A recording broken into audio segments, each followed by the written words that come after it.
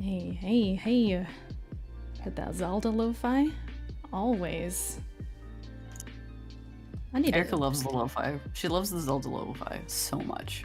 I really do. I'm trying to mix it up, but I always come back to it. I always come back to it. Yeah, for reals. What's up, chat? I see you. Tweet this out, like the video. Hit the like button. Hit the like button. Hit the like and subscribe. And share it out. Subscribe button and notification bell. You know how it is. Oh my god. All that good stuff. You gotta do the whole spiel. No! We're not YouTubers. Get out of here. We're rookies. No, I definitely am not no rookie. I should know better. You're right, Rand. You're right. Erica. See, you see, I need this reminder from someone like Rand, because Rand is professional out here. And 15 people just left the chat when they heard that. They were like, nope, I'm up. Now, Rand, you could definitely teach us some things, for sure. All right, guys. Well, later. We're going to talk about other stuff first. Welcome to the Backlog episode 31. We're here. Ooh. We're ready to go a little bit earlier today. I'm trying to get some gaming in later. I'm a little bit selfish here. We started a bit early, but hey, it worked. It worked out. Char's here on time. Give it up for Char. Wow! I'm late once because of time zones, and you. Okay, well, I'm never gonna live that down, I guess. All right. Shout out to you. we have a very well. You know what, Char? Go ahead. You say your intro. Say hello. Talk to the people. Talk to the people. Hi, people. It's me, Char. I'm here, living my life. I don't know what to say, man. Every time. Let me first say, before we get to our special guest, we already said to hit the like button, but also if you become a member, all right, because there's a little join button you can click below the video. If you become a member for even $1.99, I think is like the cheapest, you will get access to my Discord, and in the Discord you can play games with us. Maybe not Char, because Char doesn't ever play games with me, damn it. But once in a great while. We know this. It is known. Once in a great while, you may play with Char, but you could play games with me and play games with both of us. And you can also gain access to chatting with us or asking questions to the guest, which I will prompt you guys for. So if you want access to the Discord, you can become a member, and you could also support us. So that should leave a good feeling in your heart, you know? Go ahead, press the button. We're here with this very, very special guest. Rand Althor 19, the man with the million, is here. What's up, Rand? What's up, Erica? How's it going, Char? Thanks for having me. It's been a long time since we last chatted. Mm-hmm. But there's a lot to talk about. And I love the fact that you plugged your join button. See, teaching you something. Yeah. Gotta hit the like button, the subscribe button, the share button, the join button, you know, all the buttons. For sure. Yeah, I had to hit him with that today because I was thinking about it. I'm like, man, I need to do more with that button. Like, let me give them some more and a way to, and it's also a way for them to, you know, support us and all that good stuff. But yeah, Rand, I've been following you for a hot minute. I must have seen you on like, because you used to do the guesting thing. You used to be on the podcast originally, right? You would just kind of float around and kind of, you just became a name for us to know. I just remember of all the Xbox guys, right? Because Xbox guys can be really looked at as like fanboys or not to be taken seriously. In this part of the community anyways, it can be hard to find good Xbox guys, I guess. And I remember, Rand, you were always the one I could kind of count on as like being fair and being rational and having good takes. So, and I know that you have your own podcast, which is a 2-person podcast, much like us. And I was just curious how that came about, the Xbox 2 podcast. How did that come about? The Xbox 2? Well, I met Jez Corden at E3 2016. Which was a lot of fun, actually going to an E3, like lifelong dream, you know, like crossed off the bucket list, which was amazing. And then we kind of struck up a really good friendship, and we started talking a lot through Twitter DMs. And then we would just have these gaming conversations on Skype sometimes. Like, we'd just be like, you want to hop on Skype and talk? And be like, yeah, sure. So we would talk. And they were really good. And he just said, like, man, it sucks that nobody can ever hear these conversations we have. So I was like, hey, you know, at the time, I think TXR was about to end. You know, issues with people on the show. Like nobody really wanted to do it anymore. And I was like, yeah, I'm kind of looking to start another podcast. So we were just like, you know what, let's just do this like 2-person show, because there wasn't very many of them at the time in the community. It was, everybody has kind of bigger panels, and they can be a lot of fun, but a lot of times I kind of felt like you're always waiting for your turn to speak. 20 minutes could come by and you may not have said anything. Facts. So I was like, let's do something a little different. Let's just do a 2-person show, and we've been doing it ever since. But that's how it really came about. Was just we had these conversations on Skype, and then we decided to just kind of do them live on YouTube. Yeah, I feel that about the being with 2 people or having that kind of want to just be heard, because the waiting for 20 minutes and because like being in a podcast with a bunch of people, it can be it could be challenging, I guess. Well, it's fun. Yeah. It's fun at first. Like you mentioned, like I used to do the rounds, right? Like the podcast rounds, and it's fun at first, but like everything in life, eventually it kind of wears thin or gets a little boring. Right. And the excitement kind of leaves after a little bit. So like eventually it was just like, what am I doing this for? I feel like I'm wasting 2 hours of my time, and I could do something better. I could work on my own channel. I could be playing video games. And eventually it was just like, you know what, I'm done like doing that. Like people still ask to be on, like you asked me to be on, and of course I'll come on your show and we could talk. But like as far as like strictly like a show I do every week, it's just mine. Like I'm not going to be on anybody else's, shows like every single week. Yeah. Because podcasts, I mean, I know it's just you get on here and you talk, but it's well, at least it used to be nerve-wracking, but it isn't anymore. But it's a lot of work. Even though we're just talking, I always find myself after 2 hours talking with Jez, like I'm exhausted.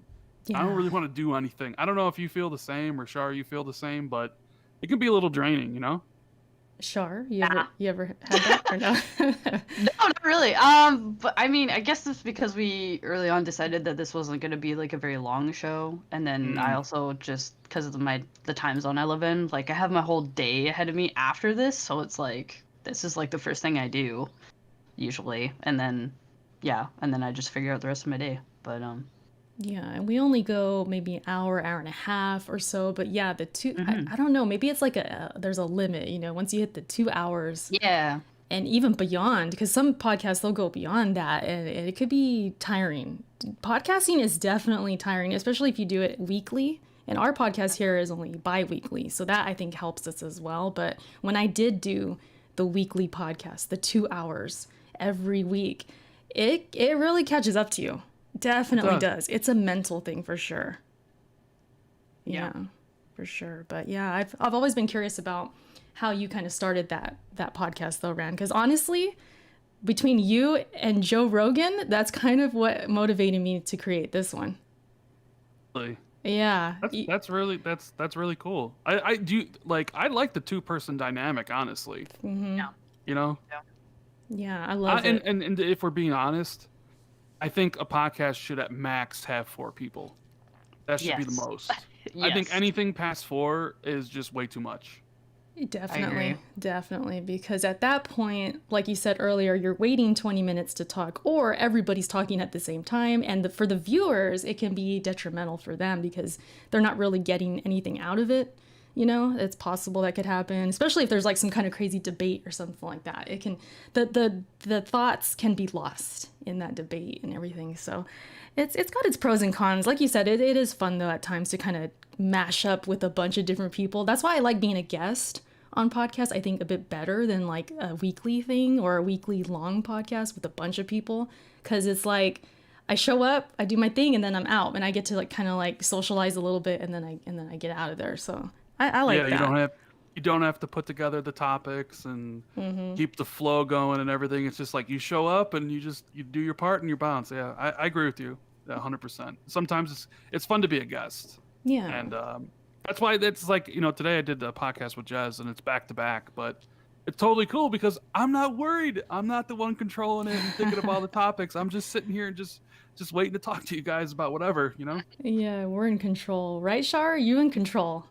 Damn it. Oh no! Don't give me that responsibility. We're We all know I'm nope. Mm-mm. We're technically co-hosts here, Rand, but most of the time it's like most of the time I'm the one getting like the topics. I'm filling in Char what's going on, and I could do a better job. I'm usually kind of late with it. Like today, you're like, I could do a better job when you just said that you do most of the work around here for this, and I'm like, that's my line. Hello. nah, but we could. What are you talking about? We could always do more. Shoot, but yeah, it's nice having you here, Rand. Thank you for joining us. It's going to be cool to get your takes on some of this stuff because we're going to talk some Xbox. I know that's like your preference, but like what I think about you is like you're usually fair. You usually give Microsoft the business when they deserve it, and you praise them when they deserve it. Yeah, like the fact that they don't have any good launch games. Yeah. Let's talk I went about off on that on my podcast today about that. It's like, yeah, you're putting out a new console, and the console seems to be amazing, but your only new like launch game is Gears Tactics, which came out on PC in April. It's like not really the best look, you know? It's yeah, that's crazy. Damn you, Halo, for getting delayed. Are you more of a Halo guy or a Gears guy? Oh my God. Gears doesn't even really exist to me. Oh, it's all about man, Halo. No, I like no. Gears. I like Gears. I like Gears. Don't get me wrong, but like Halo's my favorite franchise in all of gaming. Wow. Okay. And that's campaign multiplayer. Like Halo 2, I played every single day for a year. I lost a job over it. Like, that's how addicted I was to Halo 2. Halo 3, I played a lot, but not as much as Halo 2. Like Halo 2, I'm not kidding when I told you I'm telling you I played it 10 hours a day for a whole year. Like I was legit addicted to the multiplayer of that game.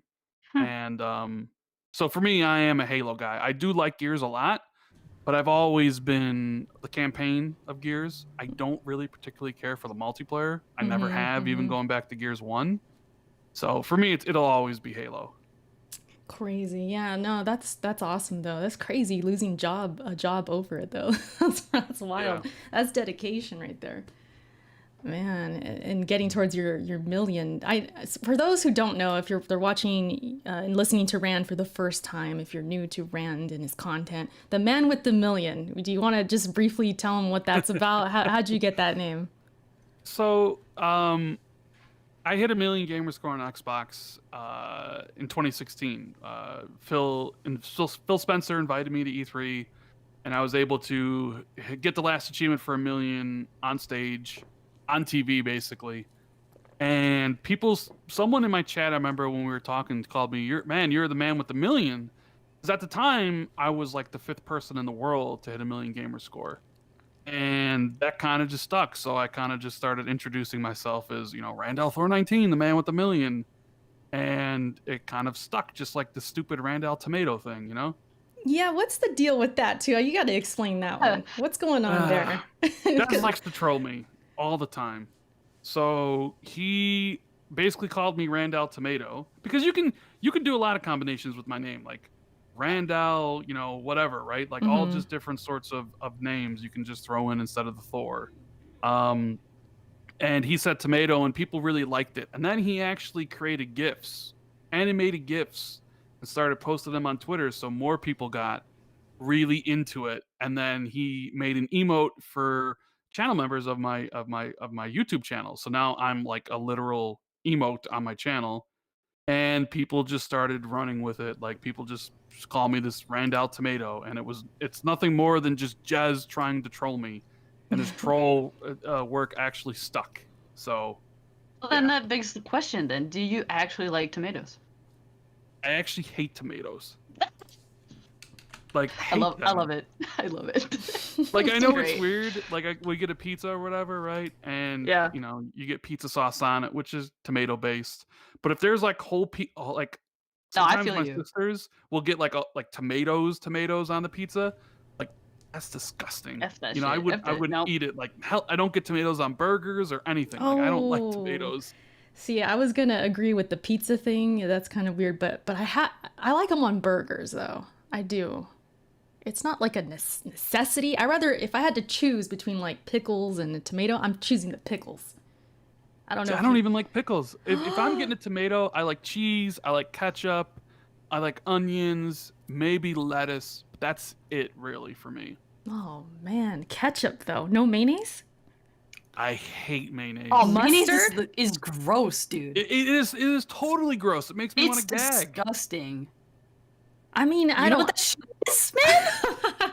I like a good combo of mayo and mustard. Not a whole lot. Just a Ew, little mustard? bit. Oh, Ugh, God. disgusting. Oh. You don't like No. mustard? Oh, this is getting Get crazy. out of How do you here. not like mustard? How do you like mustard? Exactly. How do you like What? Is this even a conversation right now? What is happening? What is this? Whoa, Chat, help me out here. disgusting. Chat, Get out. help me. This man puts Gross. ketchup and onions. I'm done. Ketchup and onions is good. Yeah, exactly. What You the guys, fuck? you guys are crazy. What? That's wild. I can't. See the chat. okay, The chat got you- my and- back. You get Let's pineapple. go. What about pineapple on pizza? Okay, here's where I fucks with that. here's where I stand. I used to not like it, and then we Yeah. randomly got it one time, and it was pretty good. So yeah, I guess I crossed over. So I used, randomly got it one time. yeah. Well, Kenny he ordered it, and I'm like, let me just try it. Let me try this. It was a pan crust. It Had was you nice. not tried it by then? No, I did, but for this particular okay. like brand of pizza or whatever. So I was like, let me try it, and it was pretty bomb. So that's where I stand. Where do you stand, Rand, Rand? where are you at? I've actually never had pineapple on pizza, so I don't really have a definitive Wow. opinion. Wow. I do, I'll eat it plain, like just cheese. Like cheese, probably just cheese is my favorite, right? Just the basic. And I'm not, and despite being from Chicago, well, technically I don't live in Chicago. I live in the southern suburbs. But like when people ask me where I live, if I said where I live, they'd be like, "Where's that?" So I just say Chicago because everybody knows where Chicago is. You know what I mean? I don't like Chicago style pizza. Really? No, I don't like deep dish. Is what we call it here. Yeah. Yeah. But no, I normally get like regular cheese, but obviously like it's the meats. Sometimes we there's this pizza place by my house that have these like huge slice that they charge $6 for, and when I mean a huge slice, it's a massive slice of pizza. It's like half a damn pizza. Yeah, basically, right?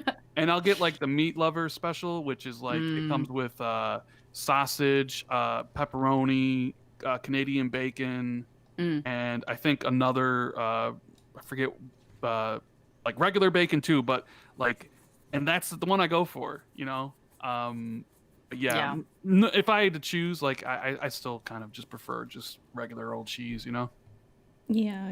Let me. I'll go for a pepperoni. I do enjoy cheese though, for sure. Oh Just yeah, regular. it's gotta be cheesy, for sure. Let me get this. Let me get this super chat. Hannibal says, "End the podcast. This is crazy." he's tripping right now on these preferences for the burger, man. Like No how this is mustard. a gaming podcast, but all we're doing is talking about food. We're not strictly gaming. We established that. Come on. No, true. Yeah. But I mean, but yeah, honestly, come on. When you started it today, you didn't think the first 50 minutes No. of the show would be talking about what condiments you like on your hamburgers and pizza and stuff, right? Right. Definitely Well, didn't yeah. expect that, but we do And- go off the rails sometimes. I didn't expect Rand to have the same taste as I do for that shit. So hey, I learned something new. Yeah. Listen, you're both weirdos. All right, let's move on to this. let's actually get to a topic, I guess. So I wanted to kind of touch on next gen. We've been talking about it here and there, Shar and I, just leading up to next gen and the hype. And I'm just curious, Rand, where you lie right now? Where do you stand? Are you hyped about next gen? Like, how you feeling? Hell yeah. I'm completely over this gen. It's dead and buried. Like, I feel like this gen wore out its welcome way faster than the 360 and PS3 era. Like, I am so over this generation, and like seeing the videos of the people that got the Series X early, seeing the decreased load times and how the frame rates are much better and the quick resume and what PlayStation's going to offer. Like, I am all about that instantaneous lifestyle that we're gonna have with gaming going forward. So like I'm so hyped to get these new consoles. Now like the launch lineups aren't necessarily the greatest unless maybe you're like a diehard Demon Souls fan, which I know you're a Souls fan, Erica. So I'm sure you're probably Excited. like over the moon that Demon Souls is being remade. But as someone who is a Souls I don't even want to call myself, because I love Sekiro. It was my game of the year, and I really enjoyed Bloodborne. But like when I look at Demon Souls, I'm just like, that reminds me too much of Dark Souls, and I don't really care for Dark Souls. Like the speed When I of look at it the and all lineups of of both that. of the games at launch, I'm kind of, it's about the future for me. It's about like God of War in 2021 and Horizon and Fable and Avowed and Halo and the Bethesda games, and like it's more about like the next 6 years than it really is about like November 10th and November 12th. Like I'm just really excited that we're leaving those crappy Jaguar CPUs behind, and we're gonna have consoles that have like SSDs built in. And that's why I'm really excited. I'm pumped. Gotcha. Yeah, I'm starting to get there. It's taking me a little while. I think because, this year was so different. We didn't really have an E3. We didn't really have our traditional, like, leading up to the next gen, at least from what I remember. Or it's not really what I expected as far as, like, some of these reveals and stuff. It was kind of slow, and it was kind of a lot of questions of, like, where is this thing? Remember, it took forever for us to even see these consoles. And I think once that happened, and then once we got... Like, we're going to talk about the UI for PS5 once I seen that, and then the confirmation for Demon Souls being at launch. Yeah, then it started to really kind of pick up for me. It's like, okay, finally, I'm here now. But I see what you're saying, though, about it's not necessarily about November, right? It's like what's going to come after. The God of Wars, the Horizons, all that stuff. And Shar is not buying day one, but you're there in for the future as well. You're excited, right? You there? I mean, I'm excited insofar as to see like what RPGs are gonna come out for sure. But the RPGs are never like launch titles, so like yeah, I don't give a fuck when it comes out usually. True. And that design of the PS5, Rand, I've been watching your videos here and there. It's such a monster. But it's so huge, big right? boy. Yeah, big boy. Do you like the design or nah? I'm not that big of a fan of the design, but it's one of those things where you're gonna just put it in an entertainment center and just whatever, forget it. I will say I wish it was black. Same. Well, Oh my god! yeah. Thank you. We all My agree on entertainment that. center is completely black. Like my Xbox One X, my PS4 Pro, and even my Nintendo Switch kind of all just blend in well together with all the black cabinets and everything. And that's the thing with the PS5. It's such a big boy and it's white. I'm almost afraid it'll like stand out like a sore thumb in there, Yeah, that thing is pretty damn big, and it looks like it has the jokes about looking like a router and looking like a building from like I don't know, overseas somewhere. Because it does. Yeah, I think it's gonna be huge. But the Xbox, on the other hand, very very small. Kind of smaller and like a little PC tower. I've always thought it looked like. It looks clean. So I know you're getting Xbox, friend, for sure. Yes. Day one. Well, I'm getting both. I got them both pre-ordered. You got them pre-ordered. Okay, nice. Did you get the digital or the disc for PS5? I did get the digital. I was not paying $100 more for a disc drive I was never going to use. Because I've been all digital on both. Well, I got my PS4 Pro in 2017. I've been all digital on that system, every purchase. And I've been all digital on the Xbox since 2014. The last physical game I bought on Xbox was Titanfall 1. So ever since then, it's been nothing but digital. So I wasn't paying the extra $100 because I don't need a disc drive. Yeah, I've been going digital a lot, but I'm trying to think because I know I bought Gears 4 physical on the Xbox because I think we got it early. Wasn't that a thing? You bought it earlier. You got like the Ultimate Edition. Got it earlier. Something like that. Something. Yeah, something like that. Yeah. Other than that game, I don't have a lot of physical for Xbox. I don't think I have any others. And then PlayStation, with Game Share, I did the whole, sharing with my husband. We would just buy digital and share it. So yeah, I never thought I'd be that way. I really thought I was gonna hang on to physical. Oh, I me really too. Thought. I was all physical, all like renting games from GameFly. But then me and my buddy game shared on Xbox, and it kind of just opened up my eyes to be like, well, I can have the game day one, and I only get to pay half price. Because we do the thing where I buy a game, he buys a game. Yeah. Right? But like, I'll buy Watch Dogs Legion, he buys Assassin's Creed Valhalla. So it works out to basically, I can get all the games I want, new $60 games for $30. Like every new release is $30. So like, I buy a lot of games, and he buys a lot of games because when everything's, when every other game's free, you tend to be like, oh yeah, no problem, right? Yeah. Right. Fair. So speaking of digital, Rand, I'm curious, how do you feel about this whole cross-save, cross-progression debate? Some of these games like Spider-Man and things like that, not being able to pick up your save from the PS4 version. Is that a big deal to you? Like, do you think people are blowing it out of proportion or what? Is it a big deal to me personally? To you, No, yeah. because I'm not going to be bringing my saves forward. And I believe you have to, now correct me if I'm wrong, the cloud saves on PlayStation require you to be subscribed to PlayStation Plus, correct? I'm not sure, actually. Well, maybe the chat will correct me on this, but I'm not a PlayStation Plus member because I don't play multiplayer on PlayStation, and I usually buy all the games I want, like the exclusives, day one, and I play everything else on my Xbox, so I have no need for PlayStation Plus.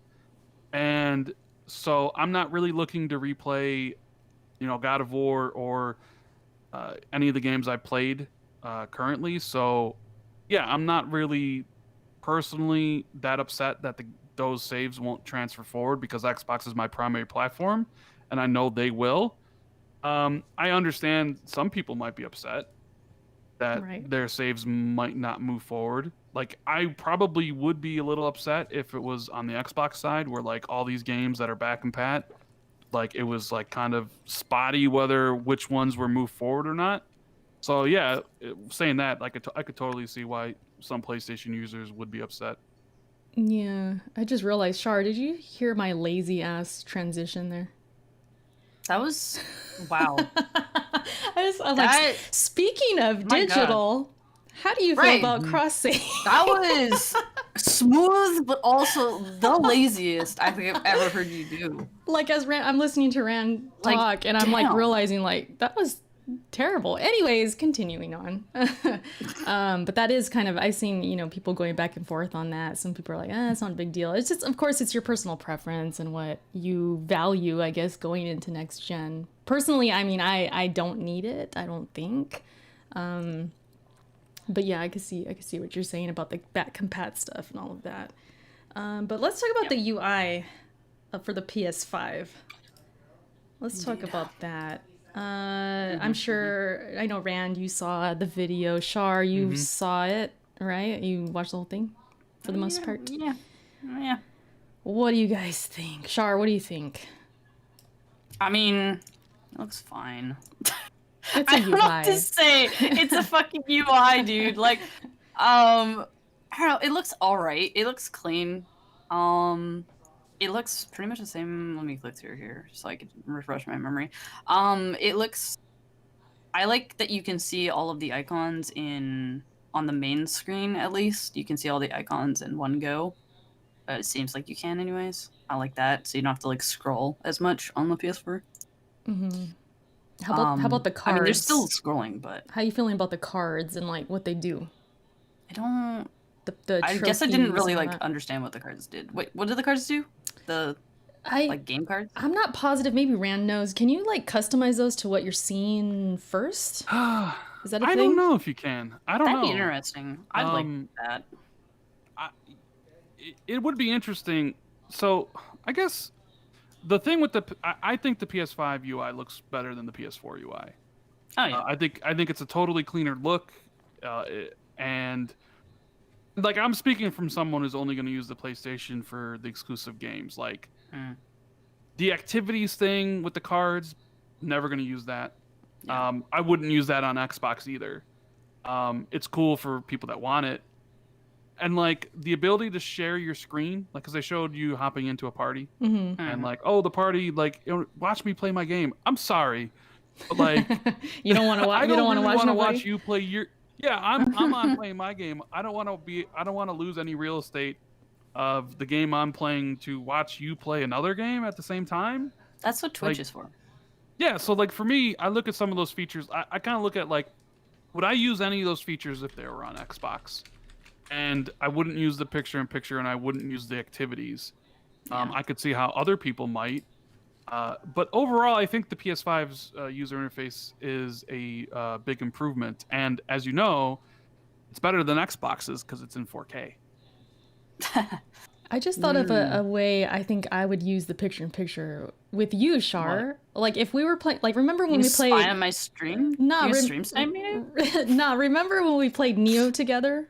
Remember Yeah. that? Or no, Yeah. it wasn't even together. It was like you were fighting a boss and I was fighting a different boss. That would have been kind of cool to have pulled in your screen to the corner and I would be streaming it. Like, okay, there's Shar doing her thing or your Coach thing. me? You need to coach me on fucking Neo, dude? So I could kind of see what's going on. Yeah, because we were kind of competing, remember? It was like a fun, we were not competing. That was all in Erica's head. I was just playing the game. I wonder how much of a delay there is because I True, get what you're yeah. saying. Like, hey, I'm playing Sekiro. Erica, you're amazing at this game. Tell me what I'm doing wrong. Is there a delay from what you're seeing to what There I'm has to doing? be. Or yeah. So it's like, you could be like, oh, do this, but then it's like I'm already past that part. That's a good question. It'd be like watching a stream. Sometimes there's that delay. Yeah. And as a streamer, sometimes I've had those moments where I'm like, where do I go? And then the chat tells me, I'm like, wait, I'm not looking that way no more. It's delayed. So that's a good question. Yeah, I don't know. I don't think they were going to touch on that in there. Here's another concern I have, and it's not really a concern for me. It's more of a question for you guys. We know like there's a lot of these things are going to be developer implemented, like the activities. Like PlayStation's not doing in writing those activity cards. Those will be completely made up by the developer. So my question is, since Xbox really doesn't have that, how long before developers just stop doing that? Because they're not going to mandate it, right?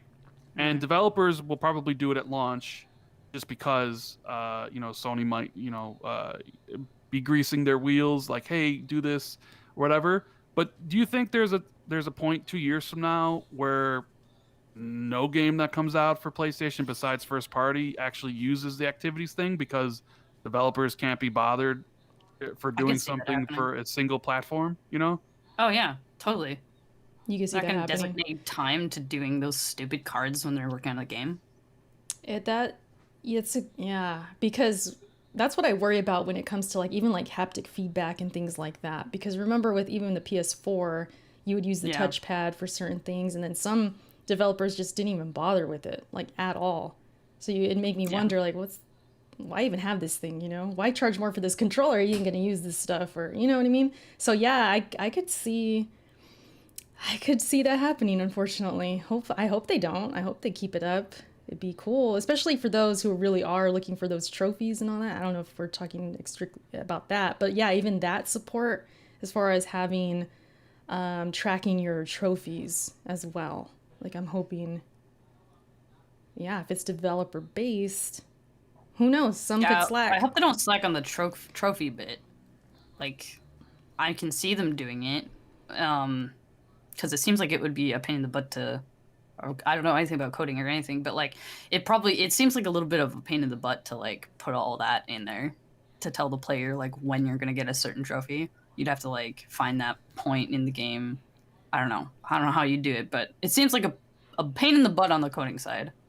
Yeah, the chat is clarifying that there's no delay in the sharing of the screen, because it's kind of like handing your controller off. Remember they did that in PS4. You would share play and all that junk. It's kind of the same thing they're saying in the chat. So that'd be good, because That's interesting.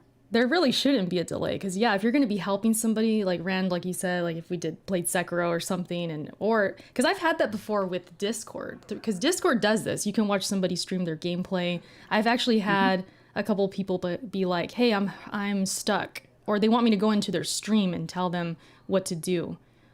So there's those moments where a friend will hit me up hey, can you help me out? I don't know where to go. So if there's a delay, that would suck. There cannot be a delay on that. Yeah, if it's instantaneous, it'd be great.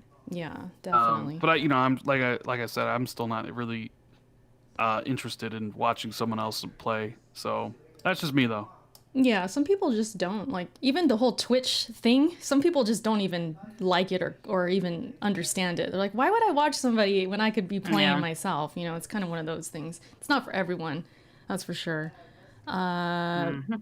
But yeah, as far as anything else, we talked about the trophies a little bit, the progress thing. I think that's cool for me personally, because there's times I'm looking for, you know, the knickknacks. I'm trying to get certain amount of whatever I'm looking for, and I do go to YouTube sometimes because I can't find it. And yeah, I don't got time to be looking around everywhere. So yeah, there's gonna be times where I do want to know exactly, like, am I in the vicinity of this item? And if it tells me that, like, hey, it's around the corner, that's really cool. I think that's awesome. Saves me time. Of course, for the newbies, the casuals, this is kind of good for them, because if they are struggling on some boss fight or they just don't know what to do, they can then take to this feature and look up videos and see what to do. And also, I don't know if it's confirmed or not, but can we upload our videos as well to, like, share with people? That's what I would assume, and maybe like the most popular videos are the ones that actually get shown or something.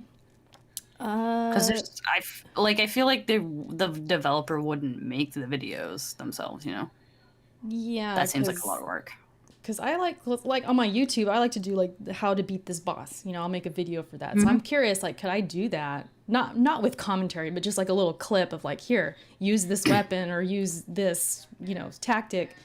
Post it, and then maybe it gets hits, and then maybe it can direct traffic to me in other ways. Like, I think that'd be kind of cool as a content creator. I wonder if that was like a thing. I don't know, Rand, if you know anything. I don't know. I feel like it doesn't. I feel like those little, like, the hints or whatever, I don't think they're gonna have.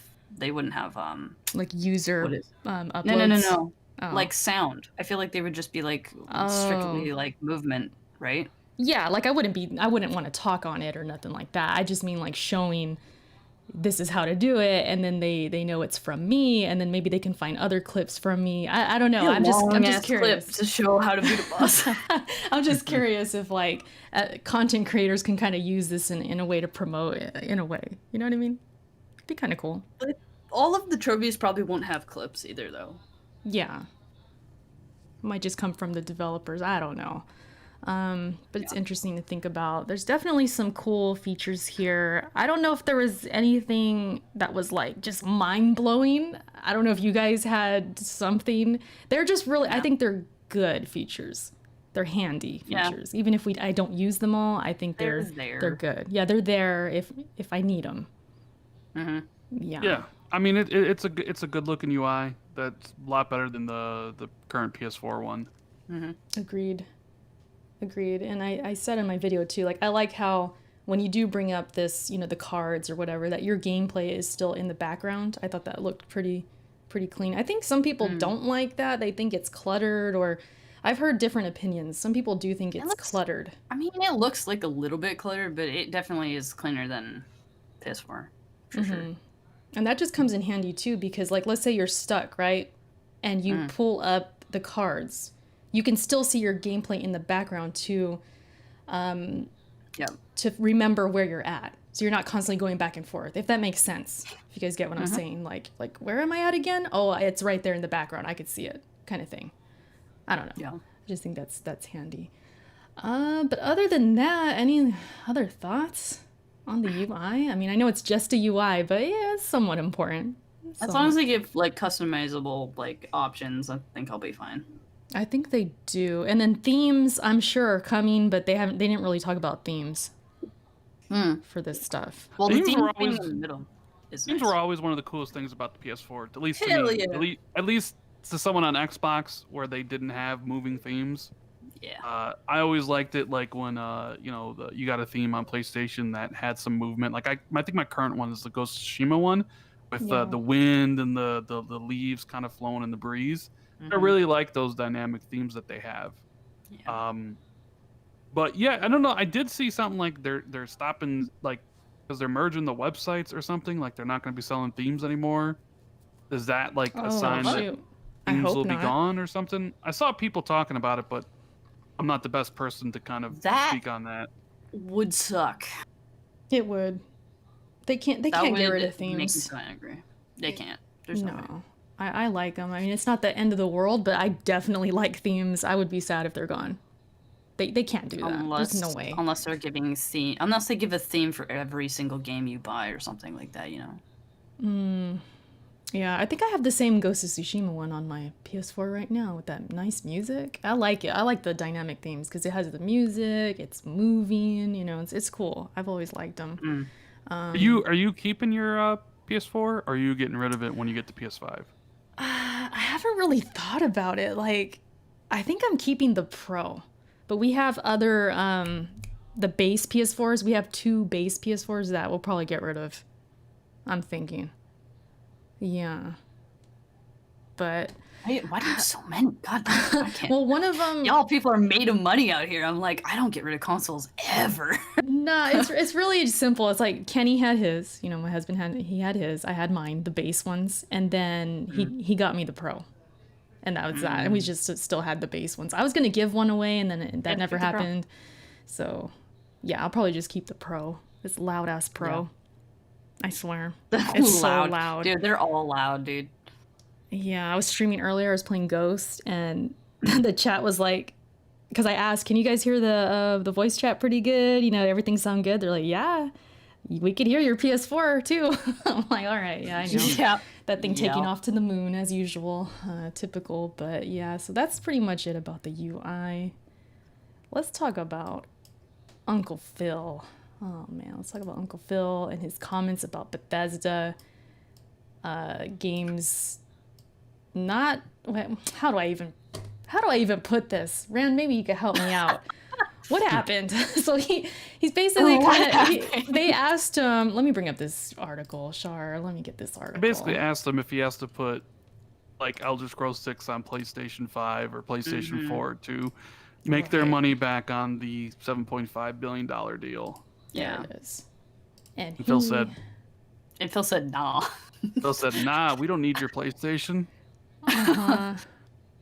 It's a good question. It's one we were all kind of wondering. Well, some people more than others, like, well, how are they going to get that money back? And I always just assumed they're probably not going to put these games on PS4, but they'll put them everywhere else. Play anywhere, be on your phone. It'll maybe on the Switch, on PC, and they're just going to make their money like that and through Game Pass. That's what I always assumed since they acquired Bethesda. But yeah, let me read the quote. So he said no, or he said yes, actually, because they would recoup the money. Then he said this deal was not done to take games away from another player base like that. Nowhere in the documentation that we put together was how do we keep players from playing these games? We want more people to play, or to be able to play games, not fewer people to be able to go play games.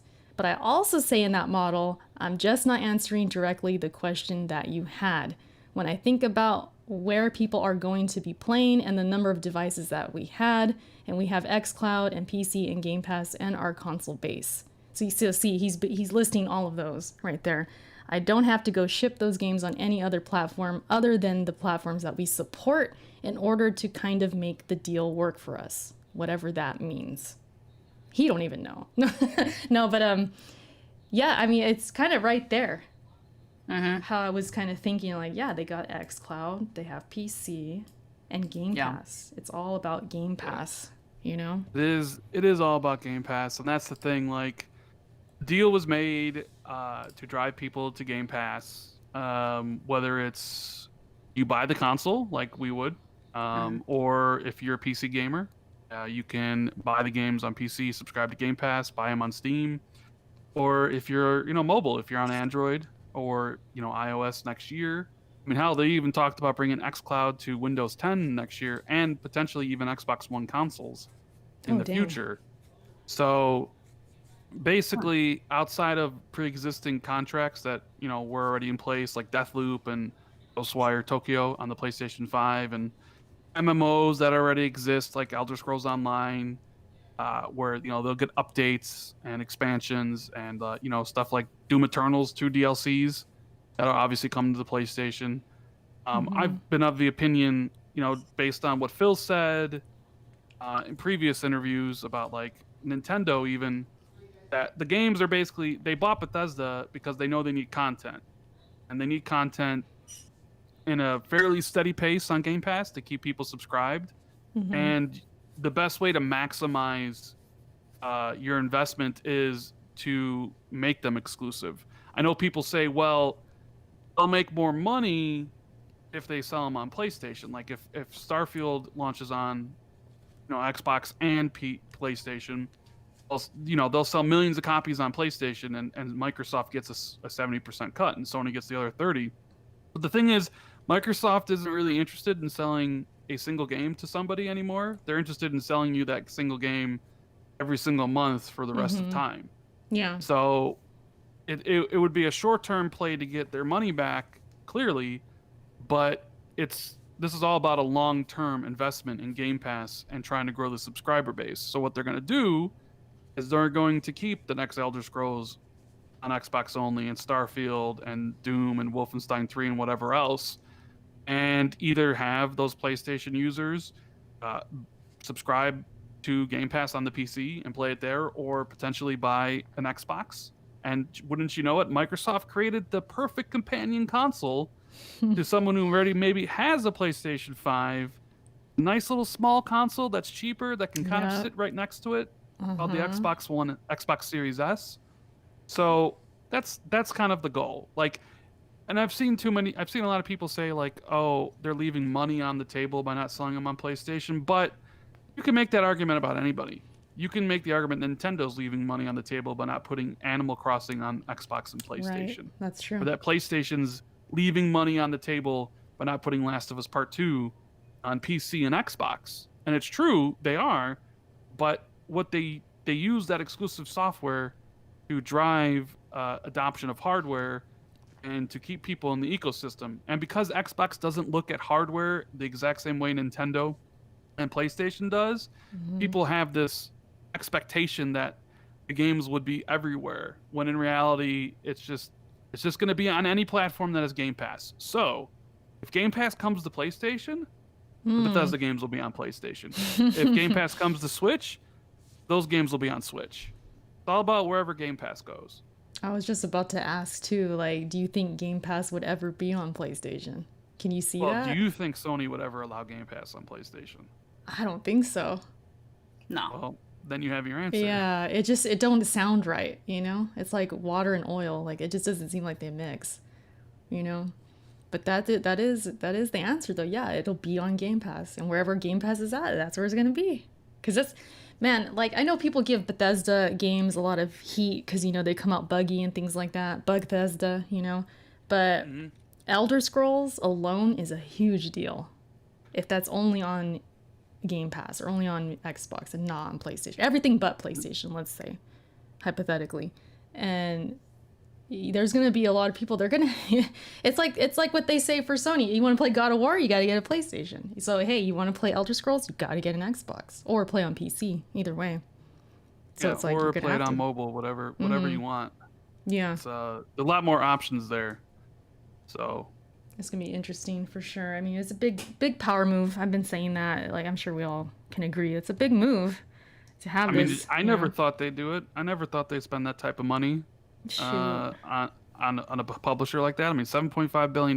Granted, it's Microsoft and they have all the money in the world, but like, there was always that kind of concern with Xbox that maybe Microsoft wasn't fully invested in gaming, right? Yeah. But then, like, I think this kind of move just kind of silences all the critics in that regard, where it's like, oh yeah, well, they're really behind what Xbox is doing, and I mean, we'll see how this. I mean, I still expect PlayStation's going to sell more consoles. Yeah. Like, clearly, like, PlayStation's a bigger brand. It sells way more in Europe, but I think Xbox will have a better gen. I think they'll sell more consoles than Xbox One did. And with with everything being on PC and on mobile, they're probably going to have way more monthly active users than they ever had before, even than the 360. And at the end of the day, it's all about money. Right. It's all about money for PlayStation and Xbox and Nintendo. So, True. for Xbox, it's all about getting people in the Game Pass. They want 40 million subscribers. They want 50 million subscribers. Right, and it definitely makes me think of like what they're doing with GameStop, and helping them out, and what exactly are they doing? I guess they're giving them like tablets and things like that, helping them out with their systems there and all that. Yeah, so like Microsoft will provide the back end, the server, like the Azure cloud for that stuff, and then they'll give all the the gaming fortes of the world a Surface tablet to help with selling people stuff, like having it all right there. But then there's even reports that like GameStop is going to share in the digital revenue for any console or user they bring in, which means GameStop might have a incentive to push Xbox over PlayStation and Nintendo if they're if they sell an Xbox through All Access and they're getting cut of the money, and then they're getting cut of the money anytime someone buys something, like you might see GameStop start pushing the Series S or All Access. You might see when you walk into the store that the Xbox section is front and center and bigger than the PlayStation and Nintendo stuff. Time will tell, but I mean, that could be Microsoft's way of kind of having their own retail store without buying a retail store because they had to shut down the Microsoft stores, and they kind of needed a retail presence, and this could be the solution for it. And maybe it helps like GameStop stay alive for longer than I thought GameStop would be dead in 2 years. I swear I thought they were too. I was like, this is it. By the end of this gen, I thought like they ain't gonna make it. But it doesn't look like it. Yeah, they're gonna be around. It's crazy. Like, yeah, Shard, they didn't have GameStops in Canada when you were there, right? They don't do. Is that over there? I don't think it is. It's not called GameStop. It's called EB Games. Are they the same? One and the same or no? The same font and everything. Yeah. Okay. I wonder if that's being affected. I don't know. I don't really know about EB Games. I don't know much about it, but it's the same thing. So it's like they've been kind of like struggling. But like here, I mean, because of course I've been to GameStop. They really push you with like, you buy a game, they'll push you with like the warranties. You want a warranty on your disc? You want a warranty on that Xbox or whatever you bought? Shit, man. No. But I could easily see them say, hey, you want that Game Pass? We have an Xbox here. It's only $300 for the Series S. Man, if I walk in and buy a PS5 game and they're like, you want to buy some Game Pass? I'm like, no, nah, bitch. I wonder how. I mean, they're definitely going to push it. They have to push stuff like that. So the more I think about this move and what Xbox is doing, like, it's super smart. Because, like you said, Rand, they need like that kind of retail presence. They're getting that. Yeah.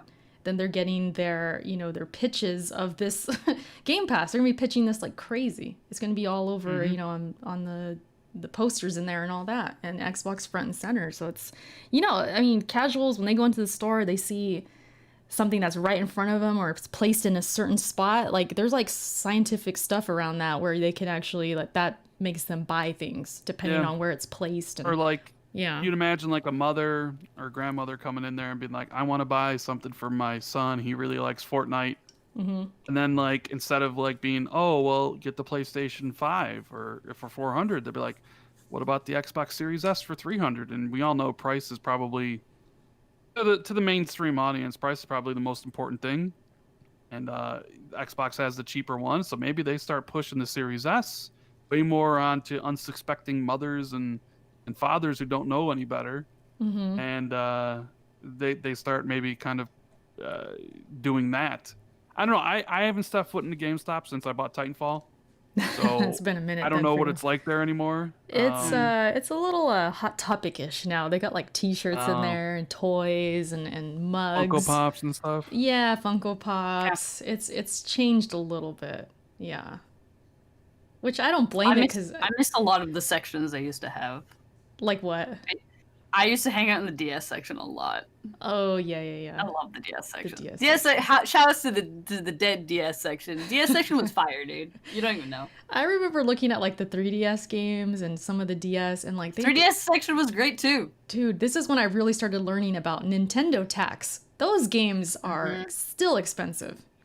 I'd be looking at an old ass Mario game. It's like $25, $30. I'm like, dude, that's too much. So I wouldn't buy it. I became a cheapskate. Rand, the more you hang out in the DS section so you can find that one game that you like is like really discounted. You're like, I'm gonna grab that. Man, it rarely happened. It never happened. But that's when you find the one, you're like, yes. I was gonna say, Rand, like the more I play on PC, I'm just such a cheapskate now. I ain't trying to pay more than $20 for an old game. I'm really not. Exactly. Yeah, I'm really not. But yeah, shout out to the DS section where Char was lurking. I lurked in the DS section. I lurked in the PS3 section. Obviously, shoot, 'cause, yeah. I mean, You going way back then. Back to last gen. way back. Hey man. Dude, I remember PS2 section. Like, Shoot. But yeah, at Xbox, I mean, they're definitely making moves. I've been, giving them their credit where it's due, and we can't really be saying that no more that they don't have games. It's like, yeah, they don't have their first party, and we talked about their launch being kind of dry, but they do have games now, technically.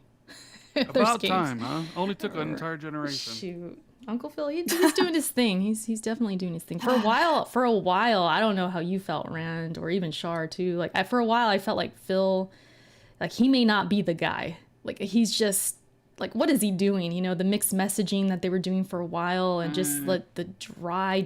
What was it? 2016. They had a dry ass year. I forget which one. I mean, there was up until about 2017. I felt Xbox might be going away. They screwed up the Xbox One launch so bad. You know, they had to get rid of Donnie Matrick, and everything was just a complete cluster over there, right? And it didn't really seem like things were getting better. They shut down Lionhead. They canceled Fable Legends. They canceled Scalebound. It definitely seemed like investment in Xbox from Microsoft had like dwindled up, right? And then like Phil got on the executive board, and suddenly the next year it was like we bought 7 new studios. Games will take time, and then now they got Bethesda, and it's just like it honestly, it felt like if Phil didn't convince Satya to think of gaming as an important pillar of the company and invest, then Xbox could be kind of sunsetted or sold off to maybe like Amazon or Google, or maybe they don't build a Series X. Maybe it's just a different system, and you don't really see a lot of, maybe Game Pass doesn't start or take off or any of these things. But I feel like somehow he convinced, because you saw the interview quotes, like Phil said, Satya called him up and he's like, "What are we doing in gaming?" And this is a guy that is, if they're not like dominating something, he wants out. He's in it to dominate. And Phil convinced him that gaming was super important and will be important, and that it's not just enough to kind of just invest lightly. Like, you need to go all in. And I don't think anybody's disagreeing with the notion that they're all in now. It just took time to get to that point. So yeah, I understand your concerns with Phil, after he got the job in 2014 and things didn't look like they were getting better. So, but I mean, yeah, he needed time to get the ship back from sinking. It was kind of going down because it was sinking. It took time. I mean, there were some bad times there, like 2017 with just Halo Wars and Halo Wars 2, and I think like Super Lucky's Tale and like old ass Phantom Dust. Yeah. And rightfully so, the PlayStation guys were just, they're laughing like, "Oh, we got Horizon Zero Dawn and Persona and Nier Automata." Right. And then in 2018 it was like we got Detroit Become Human and Shadow of the Colossus and God of War and Spider-Man, and it was just like, wow, okay. Yeah, this really this Xbox had their lowest moments right when PlayStation was having their highest moment. That's facts. They were on a mad tear. I remember that. Like 2017 was my favorite year of the whole gen. I don't know. 2018 was my favorite. They're both my so two favorite good. games of the gen. My two favorite games of the gen launched. That's God of War and Red Dead Redemption 2. Red Dead. That year was so killer. 2018. I mean, PlayStation was just killing it. Like killing it. Yeah. Let me get these super chats before. There was a while ago. Dave, shout out to Dave. Question for Rand. Roberto Serrano tweeted a pic of an Xbox Series 5 or V portable. The V, and Microsoft makes Surface. So a rebrand of Surface to Xbox might be possible. Who knows? Have you heard rumors of an Xbox portable? That always constantly gets brought up. I don't think Microsoft is going to be making a portable. The Xbox Series V thing, I think, is completely fake, 100% fake. Okay. I don't think they'll make a portable. I mean, do you really need a portable when yeah. you're putting your games on iOS and Android and all the different?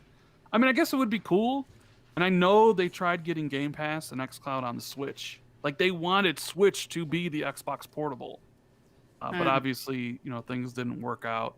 So I don't think they'll make a portable. Yeah, because you're right. I mean, they really don't need to. They got phones, so Yep. got their thing there. Luca, my daughter's just says mother with the eyes. That's your cousin. That's your cousin right there. Luca's Shar? the best. It's my cousin, yeah. We're all a Luca's the family absolute here. best. Me and her had a 3-hour conversation the other day talking about like The Boys season 2 and a whole bunch of other stuff. It was fun. Nice. Yeah, Luca's awesome. So what does that make Rand? If Shar is Oh my Luca's God. cousin, that's my daughter. Well, You're what's my- Rand? Okay, wait. So Erica's my aunt, Luca's cousin. I don't know. Is I don't know. Rand like a uncle by marriage? Who's Rand out here? I'm trying to think. It's all in the family. Luca only lives like 20 minutes away from me. Yeah, that's right. You guys are in like Chicago area, right? Yeah, the Chicago area. Crazy. That'd be awesome. You guys kind of cross paths one day. Maybe show up at like a expo or something. Meet each That other. would be cool. I want to meet That would be Luca. sweet. I want to meet. Oh, I want to meet yeah, all. If all you you did meet guys. Luca, if you did meet Luca, would you be able to see her? If you're looking straight ahead, Damn. looking straight ahead, would you be able to see her though? I mean, Damn. I'm 5'4", so I'm not the tallest, but I even I would kind of have to like kind of get on my knees a little bit. Wow. That's coming out wrong. Wow. I was super. Same, you would miss me and Luca. You would literally. Oh my God. I was, Luca, we're out. I was We're so out. hesitant to say that, get on my knees to see Luca, but you guys get the point. You get the point there. It's Pause. nothing but love. Nothing but love. with Pause. Luca. I'm just joking around. How tall, Luca? How tall are you again? Shar, what are you? You're 4. No, sorry, 5. You're 5. My bad. My bad. You're what? 5'2"? I'm 5'2". Luca out here making Shar look tall. It's crazy. And the podcast Wait, is really? No way. Yep. What? Luca is 4'11". Bruh, you know what they say though? Like the shorter the person, the bigger personality. Like Luca has a bigger personality than I do. Confirmed. And she's shorter than me. And Luca says to get rid of Milky Ways. Like, what is that all about? Oh, I saw that. Can did we you talk? see Can that we on speak on Twitter? that real quick? Can we speak? Yeah, let's speak on that. Let's speak on Wait, that. wait. I'm uneducated. What's a like Milky Way? Is that like a Explain it, drink or Rand. something? Explain it. like- Milky Way is a candy bar. Basically, it's like caramel and nougat or whatever. Okay. I don't so think there- we had those in Canada. That's why I asked. Okay. So there was a picture that Lucas shared, and it was, you have 4 candy bars. Which one do you Yep. get rid of forever? And it was Snickers, Right. Milky Way, Twix, and Reese's peanut butter cups. And Luca's like, get rid of Milky Way. And I'm sitting there like, excuse me? Milky Way is one of the best candy bars out there. I'm like, we need to Shit. get rid of Snickers. 'Cause- Whoa! Yeah, that was crazy, Rand. Because here's the thing. I don't like Snickers because I don't like nuts. Okay, that's fair. If you don't like the nuts, then I I don't like understand. nuts. But damn, son. I do not like nuts. But my See, I've favorite never out had of a those, Milky Way, like so. Reese's peanut butter cups. I love. Oh, Reese's that's peanut definitely butter top cups. tier. Like, Oh, definitely. top tier candy. Bro, we gotta do a candy tier list, dude. We do as some. We do. Put it on for next week. time. For Next time. We ain't got time, I don't think tonight. But We ain't yeah, got time. no, definitely Reese's is top tier, for sure. Yep. So okay, I'm looking at it right now. So it was Snickers, Reese's, Milky Way, and Twix. I can't answer because I've never had a Milky Way. I don't know what it's like comparable to. I'm trying Got to- nougat in it. I'm trying to describe it. It's been so long since I've had it. I don't eat a lot of Mm-hmm. candy, like chocolate candy. I don't eat a lot, but when I do, Mm-hmm. I just had a Reese's last night. I did just have one last night because we got some Reese's is Halloween amazing. candy. But Luca doesn't like peanut butter and chocolate. I'm like, what? What? How do you not like peanut butter and chocolate? That's why. Yeah. All That's right. crazy. You lose a couple of points for me for that. No, it's funny if that picture included like 3 Musketeers, I think everybody would have voted out 3 Musketeers, right? Yeah, exactly. Yeah, I would. Of these 4 though, like I'm not a big fan of Twix, but I think I would keep it before the Milky Way. It's would between I'd Twix keep and Milky Way, but that's Snickers. only because I don't know what Milky Way is, so, you know. Yeah, you don't know. That's crazy. So I can't, yeah. Yeah, us and our different preferences. I mean, just Luca, I don't know if you heard the beginning of this podcast, but Rand doesn't like mustard or mayonnaise. So there was I that. don't either, though. I don't either. And so, Shar, like, yeah, and Shar fuck that doesn't shit. either. No That mustard. shit's gross, man. No Mayonnaise mustard. is especially the worst. Oh. Yeah, and Disgusting. mayonnaise is disgusting. Like, actually, gag. Like, get out. I mean, Once you know what that shit's made out of, too, like, extra no. Like, no, Like, I mean, you ever go to yeah. like a McDonald's or whatever, and they put like the mayonnaise special sauce on there? Like I know I'll maybe get one, and if it's on the burger, I know people be like just wipe it off. I just throw the burger completely off, like in the garbage. Like mayonnaise Damn. touching that burger, like I don't care. It's dead to me. Like, get rid of it. Okay, so I have a question for you guys. If you get a hot dog, what are you putting on your hot dog? ketchup and onion bits and, like, that's pretty much it, honestly. That's Ketchup, it? onions. Yeah. You That's know, it. That's really it. I can't think of anything else to put on there because it's only. You guys and your onions, you're the same. You're weirdos. Like, what is It happening? does seem like we have the same taste. Yes. Yeah. See, but here's the thing. Like, I go to McDonald's every week. That confession time. I go to McDonald's every week. No, but when I get burgers or whatever, they do sometimes come with like the mayo, like special sauce. I can take that. Like, that's fine. But like straight up mayonnaise, like, can fuck off. Like, get that out of here. Hate that shit.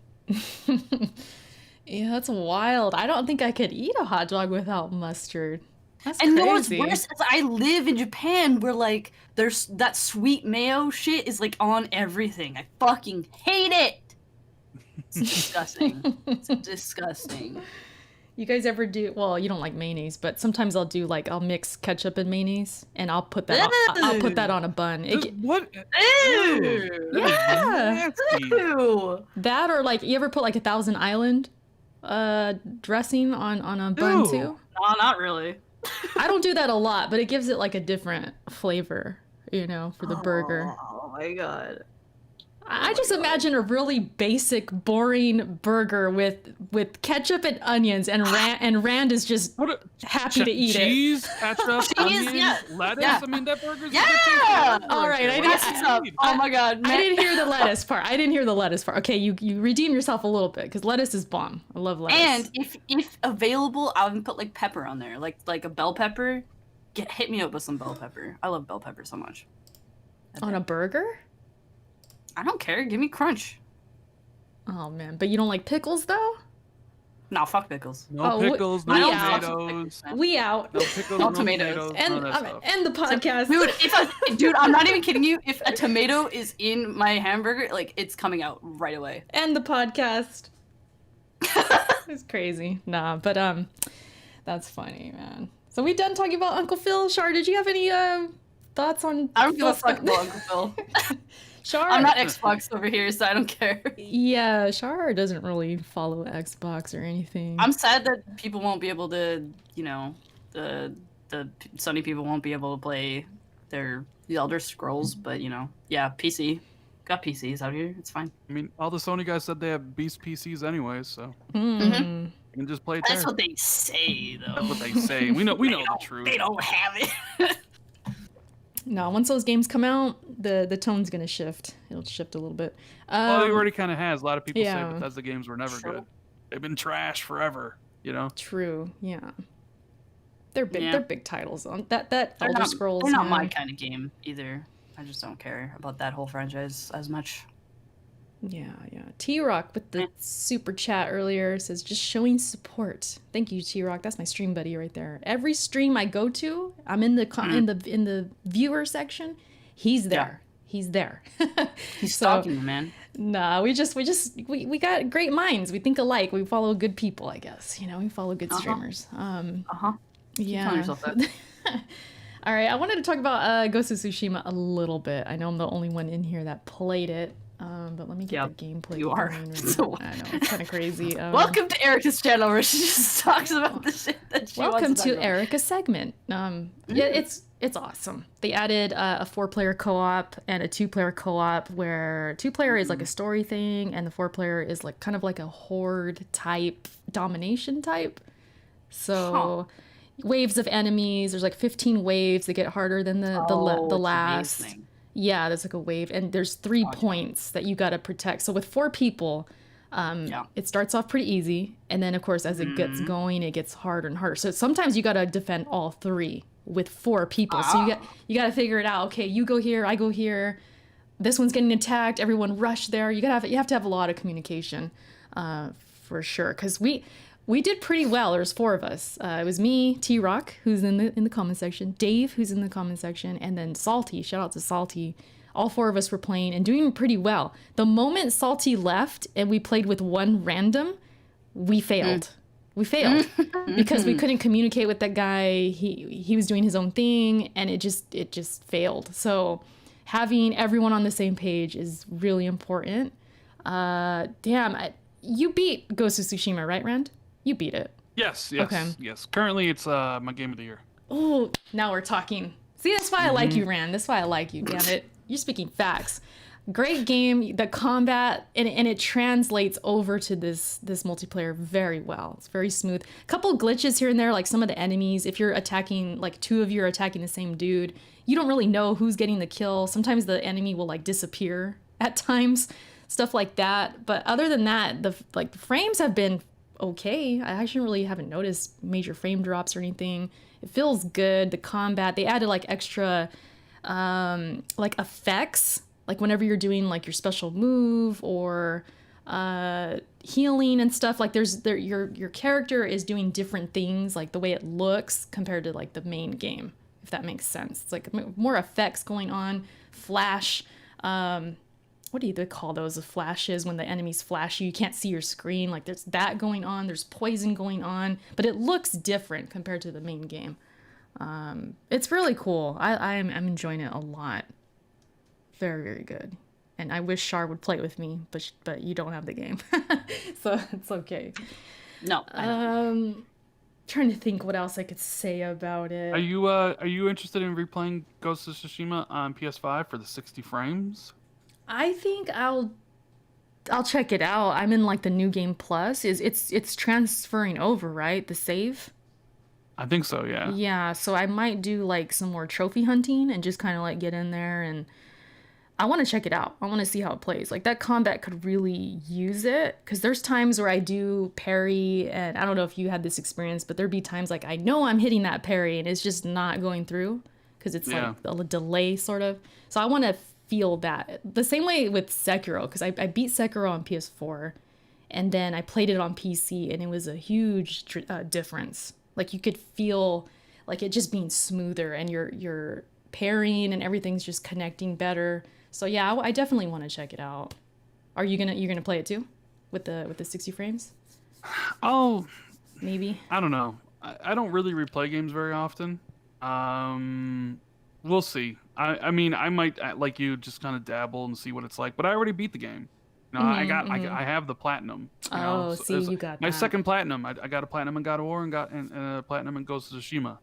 And I don't care about trophies on PlayStation, so you know it's something special when I go for a platinum. For sure. In one of those games. So you really love those games, yeah. Does it almost make you wish you didn't play it until it came to the PS5 so you could experience it at its best, or are you happy that you played it when you played it? No, I'm happy. I don't think I feel like any kind of remorse or like regret, like, oh, I should have waited. No. I had to play that game. Ghost of Tsushima was like one of my most anticipated. I don't think I could have waited. And at that time, we didn't even know, would there be 60 frames? I just dealt with it, and it wasn't too bad. It wasn't too bad. I'm sure once I go to 60 frames and try and go back, not that I would, but if I did, I'd probably feel it like, man, this is slow. Because I feel that way about like Sekiro, or if I went back to Bloodborne, which I did recently to get some footage. I was like, damn, this is slow. Like the frame pacing, I could feel it. And these PC guys, they run around like, man, you don't know what it's like. You never experienced 60 frames. I used to get told that all the time. Like, Erica, you don't play on 60 frames. You don't know any better. I'm like, whatever. Now I'm like, damn it, they were right. Because I'm noticing it now. And I used to think like, I'm not going to care that much. But yep, you care.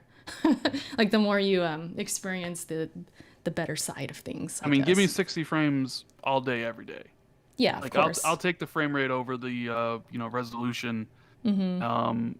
And like even like with the Dirt 5 stuff, like I got a TV that can do 120 frames. I'm gonna see what it's like. May not look the best, but I'm definitely gonna try it out. I'll probably go for the frame rate mode, but if you're talking about how a game looks versus the frame rate, I think performance is more important to a game, so I'll always choose the higher frame rate. Yeah, because the frame rate, like when you're feeling 60 plus, it's almost as if like it enhances the graphics in a way. I don't like Sekiro is like my best example of that. Like you feel like you're playing it brand new for like the first time again. Like it's a whole new experience. I don't know. It's definitely a game changer. That finally, I mean, it's looking like this next gen, these console gamers are finally gonna like experience that on a more consistent basis. The 60 frames and everything. You ever see? There's still some people out there that really push like, I like the 30 frame cinematic experience. Yeah. I see that. Oh man. I mean, maybe in like a walking simulator where you don't really need fast movement and stuff, but like even with Spider-Man Miles Morales, and they're like, oh, we got ray tracing and all this stuff, but it's like 30 frames. I'm like, no, I'll take the 60 frames mode, thanks. It could because just, in a game like Spider-Man, 60 frames is going to be essential. Mm-hmm. Yeah. I mean, it could just be a case of like maybe they just don't know any better. They don't really have that option, so that's their kind of not damage control, but they just don't know better. Like it could just be, I don't mind the 30 because you don't have no choice. Maybe. I don't know. I know Shar, you don't count frames like that. You don't care. But would you say you prefer 30 over 60? No. Yeah, see? Yeah. I mean, I live with 30 frames just because I have to at this moment in time. So like, but like, yeah, no, I don't really. I wouldn't say it's better in some respects. That seems weird. More cinematic. I remember that was the thing. It's more cinematic. It's weird. Or what's the one they say like my eyes can't see past 30 or something? or our eyes. It's like it's not natural. I remember hearing that before. I think with anything like it's like frames or whatever, it's like if you're watching a TV show on like the TV that you've known since you like grew up, and then you get a new TV and it looks like crisper or something, and it looks weird to you, right? Like you're watching and you're like, this is weird, and then like after like a week or so after watching it, you're like, whatever, this is my new normal now. It's kind of like I haven't gotten to that point with 60 frames because my potato ass PC, but like once I get the upgrades and like all that stuff, like it'll become my new normal and I'll be fine with it. Yeah. But right now I'm still at like 30, whatever. It does take getting used to sometimes. I've seen TVs like that where they're like really high like resolution, and you look at it, you're like, that looks strange. Like the movement's weird. Yeah, and then I go back to like my TV after watching that one for a while. I'm like, man, my TV's trash. Yeah, exactly. I need that one. I feel you on that. Let me get the super chats. Toon Day? I hope I'm saying that right. Do you guys think GameStop will have a Circle of Life type program where they will lie about having PS5s to push Xboxes? Have they done that before? Is that a thing GameStop has done? What do you mean lie? Like lie that they have PS5 in stock, but they really don't. So when someone comes in, they sell them on the Xbox or something. I think he means like lying about not having PS5s. Like they'll say, we're low on PS5s, and then they'll try and push the Xbox. That's exactly what Rand just said. Oh, my bad. I thought I heard it differently. Shoot. Hey, man. I'm tired, all right? No, my bad. No, so, yeah. Maybe. I doubt it. I would imagine like they would just sell, they want to sell stuff, and if they have PS5 stock, they'll sell it.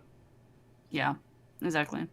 Yeah, that would be kind of strange. I don't know if they'd allow that. I wouldn't put it past them. We should ask Mr. GameStop himself, Mr. Forte, if where's he at? I know he was in chat earlier. Well, if you come back, Forte, tell us in the comment section later on or something. Luca again. Luca says, apologies if I missed this, was talking to the boys after the show, but did y'all hear about the Demon Souls on PS4 rumor? I did. if you're talking about the tweet from that random ass bootleg site that was like, we listed Demon Souls for PS4. A lot of people responded to me. They're like, that's fake. They're the same ones that said, I think Breath of the Wild was coming to... Oh my god. Was it Breath of the Wild? No. It was a PlayStation game coming to Switch. They Last said. of Us Part 2. Yeah, there you Switch. go. There you go. Last of Us Part 2. I was like, oh, so they're like, yeah, a bunch of liars over there. So that's the only thing I seen. I don't know if there's more beyond that. Saying that rumor. I mean, I wouldn't be surprised if it came to PlayStation 4 at some point. I mean, they already have, Miles Morales and Horizon and Sackboy on PlayStation. Mm-hmm. Demon Souls doesn't necessarily look like a game that couldn't run on the PlayStation 4. Like Ratchet and Clank, the new Ratchet and Clank kind of does look like a game that maybe wouldn't work on the PlayStation because of the the world switching and the SSD stuff. Where Demon Souls really kind of doesn't. I will say, this all started because of that trailer, right? The trailer had the wrong information at the end. The mistake, they called it. Yeah, the mistake, the quote-unquote mistake. But I will say, I would imagine the people who made that trailer watched that trailer multiple times to see if everything was okay. Because even when I edit my own videos, I record, and then I edit the audio, so I make sure everything is good, and then I listen back to it again. So I mean, I check it 3 times to make sure everything's there that I want. And I would imagine people that put together the Demon Souls trailer did the same thing. I can't imagine them like watching it once and being like everything's good and not seeing it multiple times. Exactly. Not saying it's definitely coming to the PS4 or the PC, but I wouldn't be shocked if it did at some point. Yeah, I just hope it's not a situation where they just lie up until that day and I already got my PS5 like in the house and they're like, hey, by the way, it's on the PS4. I'm like, really? Because I just went out and bought this thing, you know? Because that was the make or break game for me. I mean, again, if it was on PS4 though, would it be 30 frames? Because that's kind of a deal breaker there, because it is supposed to be 60, right, on PS5. So I don't know. What really killed it for me is like I really wanted it to be on PC. When they showed it on that trailer and then everyone was on Twitter like, hey, it's coming to PC day 1. I'm like, seriously? Because at that point I was like, well, then I don't need my PS5 right now. I could wait. I could get it next year, which I didn't mind doing because that's really like my make or break game. If Demon Souls was PS5, well, then I'm getting a PS5. That was it. So when they said that was a mistake, I'm like, damn. So I'd much rather have it on PC. But yeah, like you said, like I could see it. I would not be surprised if it was PS4. I would just be like, dude, why didn't you say anything earlier? But you know why? So they could sell PS5s. If that was the case. If they were keeping it in the tuck, it's like, well, if I was them, I wouldn't say it either. I would wait. So I don't know. Let me see if I missed anything in the chat. I know Luke is putting, okay, so 1440p 60 and 4K 30. I guess there's different modes. Yeah. But Demon Souls looks like a PS5 game. It looks next gen. But it also looks like a PC game. So I was like, dang it. A little bit. Yeah. I mean, Sony did say they're going to explore putting more titles on PC. So yeah. Oh, speaking. I think it's only a matter of time before God of War and Spider-Man head to PC. Yeah. Speaking of that, we did have a question for you, Rand, from my Discord. Whoops, I'm showing it on accident. Shout out to the Discord. But we did have some questions for you, and one of them is about those games coming to PC. So let me scroll up a little bit here. This was from Red Hood 420. Shout out to Red Hood. It says, can you ask him how certain he is that Spider-Man and God of War are coming to PC and when he thinks they're coming? And I don't know when. Even with go ahead. Horizon, which I was absolutely 100% certain on, right? I never knew when it was going to come because who knows what the announcements timetables are for these companies. All I knew was that there was a Horizon PC port in the works and that it would come out at some point in time. I'm less. I don't have the same level of how do I say this? The same level as confidence with the other two. I just say like I've been told that they are planned. As to when that'll happen, I have no clue. 2021, 2022. I don't know. Your guess is as good as mine. So it's a big difference from what I knew about Horizon, what I know about God of War, and Spider-Man. I hope they do. I mean, I also heard when the Horizon thing, like there was like, Last Guardian. Like I kept on hearing Last Guardian, and I kept on hearing Gravity Rush 2, and some of the other games as well. And those haven't materialized yet. So, okay. but with Sony saying they're looking for to expand on PC, I personally think that Sony's going to put everything on PC. Dang. Okay. Eventually, but they won't do it day one. So like, don't be worried that God of War Ragnarok comes out and it'll be on PC day one, because it won't be. Will it be on PC 2 years later? Yeah, probably. So you think even like maybe even a Last of Us 2, like even that could go to PC, like all of them? Yeah, I think all of them can. Question is I mean, like, will they? Yeah, that is the question. I mean, they sold what, almost 1 million copies of Horizon at $50 on PC 3 years later. I mean, there's certainly an audience there. And it was and it being a bad port too.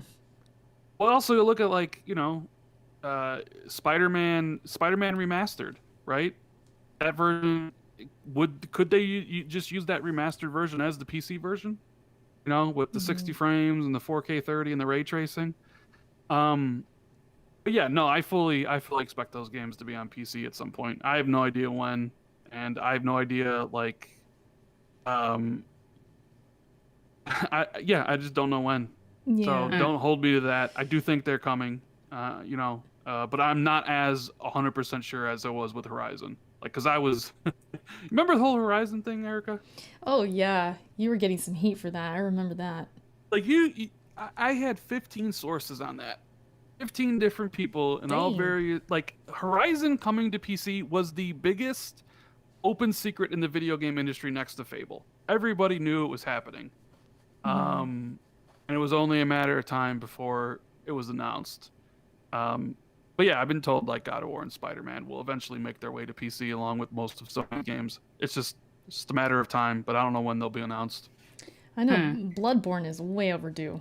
Those rumors have been going for how many years already? Like, I don't even pay attention anymore. Until it's like on my PC, then okay, it happened. But it's so overdue. That should have been. The other part of that question was also if you think they'll be on Epic Games exclusively. That is interesting because Sony did invest in Epic Games, $250 million. It's possible, but if Sony's really trying to maximize their potential revenue, I think they'll also be on Steam. I mean, think like if God of War, one of the best games of the gen, despite what Alex says, right? Yeah. Comes out on PC like next year. To right before the release of God of War 2 to kind of like drive up hype, just like Horizon kind of did. That'd be such a good move. It's gonna sell millions of copies. It's just free money for Sony at that point. And God of War, is not really pushing console sales anymore. So why not put it on PC? It's just it's just so easy. It's like, yeah, you release them on your PS5, get your money, get your get your bread, and then a couple years later put on PC. I mean, it's just a simple formula, really. I don't see why they wouldn't. Another question was about Halo Infinite. So Melodic Punk, shout out to Melodic, said, do you think Halo Infinite will end up releasing in parts, as Phil Spencer has hinted? Yeah, me and Jazz had a long discussion because we had differing viewpoints on this. I don't think releasing them in parts is good as a good strat. Like, is good for me. I think I get the strategy of like, hey, multiplayer is done and ready to go. Campaign still needs time. Why not just release the multiplayer? Like, I understand that. And I also understand that Halo Infinite's success isn't going to be based on how the campaign is. It's going to be based on how the multiplayer is and how well it retains users in its free-to-play model.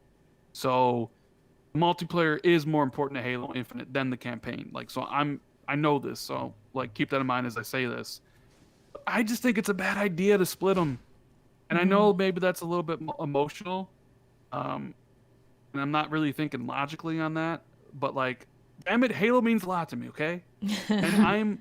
And I'm someone who equally loves the multiplayer and the campaign. So to me, the Halo experience has always been about both at the same time. Yeah. And I don't think it would be good to release the multiplayer, say, in May, and then the campaign, say, in September. But that's just me. I mean, I get it from a business standpoint. Like, hey, this part's finished, go do it. And then you can still kind of have your big marketing blowout when the campaign hits or whatever. But I'm not necessarily a fan of it. Yeah, I see where you're coming from, like the emotional part of it. Because, like, if this was Gears, I would say hell no, because I want both. I need the whole package. But since I'm like a Halo noob, I only really play the multiplayer. I don't really go in on the campaigns. So for me, as an outsider, someone who barely plays Halo, I would be cool with it. Like, oh, you want to put out the multiplayer? That's all I'm going to play anyways, so that's cool. But for you, it's like, hell no. Yeah, so I feel you, because if it was Gears, like I said, I wouldn't like that. But I have a history with Gears. That's where I go. That's what I play on Xbox. So yeah, they can't do that. They saying it would be a disaster. I mean, they can. Like, nothing. Technically they can. Just, yeah, you're right. Technically, yeah. I don't personally think that's a good idea, and I know I'm speaking emotionally on that. To Microsoft, it might be like, whatever. The multiplayer is the most important thing. We need it out, and the campaign will be there when the campaign's ready. Like, the Jez was making the argument that they should release the multiplayer first if it's finished, and that just because they're releasing the campaign later doesn't mean the campaign's going to be bad. In fact, it could mean that they're giving campaign as much time as it needs to be good. And that, well, if the multiplayer is done, just release it. And I do see his point, but he doesn't care about Halo. He's a Gears fan. Yeah, see. So I care about Halo. And for me, Halo's been both. Like, maybe it'd be a different story if I was just like, all I care about with Halo was the multiplayer. I wouldn't care about the campaign. But that's not me. I care about both. So I think anybody would feel that way. It'd be the same thing if, like, Last of Us 2 had multiplayer and they released it first and not the story. I think a lot of people would be like, what? Like, I don't like this. And if they really like that franchise and the story, they want to see the story. And then vice versa, you're not releasing multiplayer, at least at this point. It's kind of rumored, but it hasn't come out yet. People had an issue with that too. So it's like, yeah, when you care about a franchise, you want the whole package, you would think. Yeah. That's all for the questions there. Shout out to the Discord. Again, if you guys wanted, like, getting questions for future guests or even for Shar and I, like topics, things like that, my Discord is available if you become a member or if you sub to me, or, you're just a huge supporter at some point you probably get into. But we value guys. We appreciate the support, and the chat was moving. Speaking of that, we need one last super chat from Glinser, right? Yeah. People think Series S will be the first console to get an upgraded edition. Thoughts? Yeah. So Phil did say that in that Kotaku article that they were iterating on hardware and that they started already, which I'm sure you've seen, like, the headlines were like, oh, Phil Spencer confirms next Xbox is in development, right? Now he could be talking about the next gen Xbox like 7 years from now, although I doubt it. So he's either talking about a mid-gen refresh or talking about potentially a slim version of Series X or a slim version of Series S. Right? I mean, when you look at, like, this gen, do you really think we need a mid-gen refresh this time? Like, I think we needed one for the PS4 and Xbox One just because of how woefully underpowered both those systems were. And like, the Xbox One was way underpowered from the PS4. Right? So the One X and the Pro were needed. Are we really going to need mid-gen refreshes in 3 years or 4 years with what the PS5 and Series X are packing? I'm not too sure, but I mean, they can definitely slim down the PS5, can't they? They could definitely make that a smaller system and reduce the cost on it. And the same thing with the Series X. And Sony and Microsoft always tend to do slim versions of their consoles anyways. So maybe that's maybe that's something that can happen in the future. Yeah, Yeah, I can see that happening for sure. these mid refresh of the gen. I don't even know what to call it, but yeah, seems like that's becoming more common now. So I wouldn't be surprised if they do that again for this. But we actually do have one more question. I forgot about this one. Burro. Oh my god. Rand L. Tomato, he called you. The man of a million ketchup packets. How much ketchup? We're going back to freaking food, you guys. How much ketchup does he use on his food? He wants to know. We were just talking about important questions out here. the important questions. I mean, not more than normal, I guess, or what you normally would put on a hamburger or something. It's not. It's right? not just I mean, do you think you put down the bun and the ketchup just explodes out of the sides everywhere or something? Maybe like the No, I would commercials. hope You not. take a bite and it just it squirts everywhere. No, not that. I mean, I do like my ketchup. You gotta wear a bib. but not that much. Not that much. Gotta make sure it's contained, man. Also, he wants to know if there's any news or inside scoop in Microsoft's first-party games, preferably Fable. I know he's a Fable fan. So am I. I love Fable. I mean, I haven't heard anything specifically about Fable. But I mean, like in Exiles, working on a new IP, a new AAA sci-fi like RPG kind of first-person shooter-ish. Obsidian's working on Outer Worlds 2 as well. That's in pre-production. I mean, yeah. I mean, like there was a lot of information flowing leading up to the game's showcase, just because there's a lot of trailers floating around and people could get info. But it's quieted down a little bit. But I haven't heard anything specific about Fable. So yeah, I think maybe we'll see it next year, gameplay. I think that game, from my understanding, it's either going to be Avowed in 2022 or Fable in 2023, or Fable in 2022 and Avowed in 2023. Whichever game is ready to come out first is the game they're trying to get out first in 2022. So Yeah. Sounds like a good I'm plan. excited for Fable. I'm a big fan of Fable 2. So we'll see how that goes.